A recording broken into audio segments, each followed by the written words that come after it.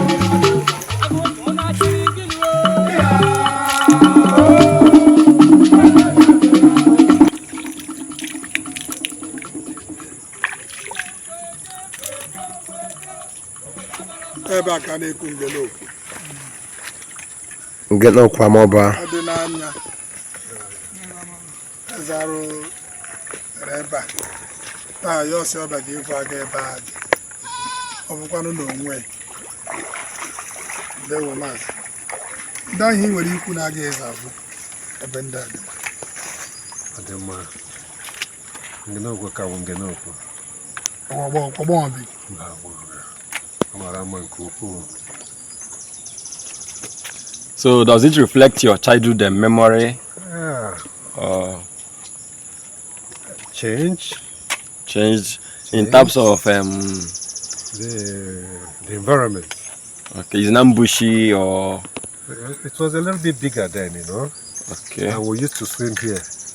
Okay. You know.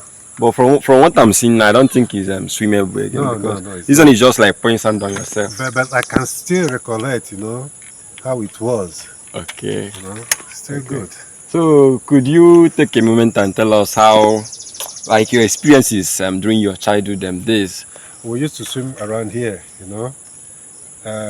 Then getting somewhere there is a deep end of the river. The deep end.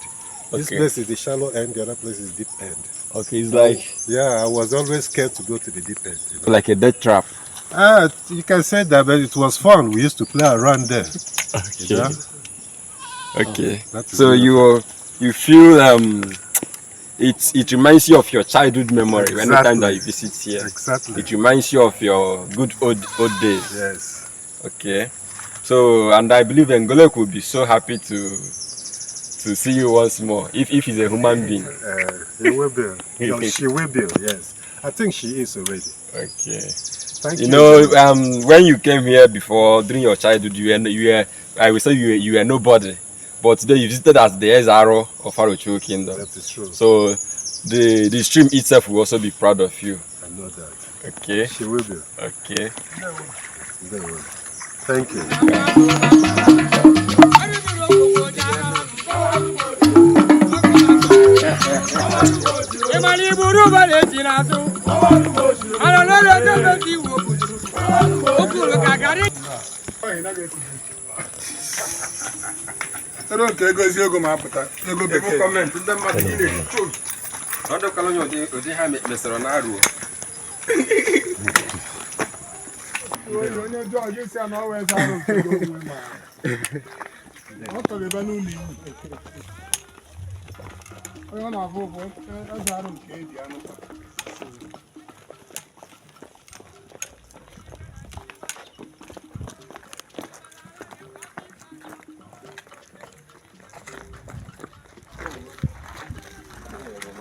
That's my wife.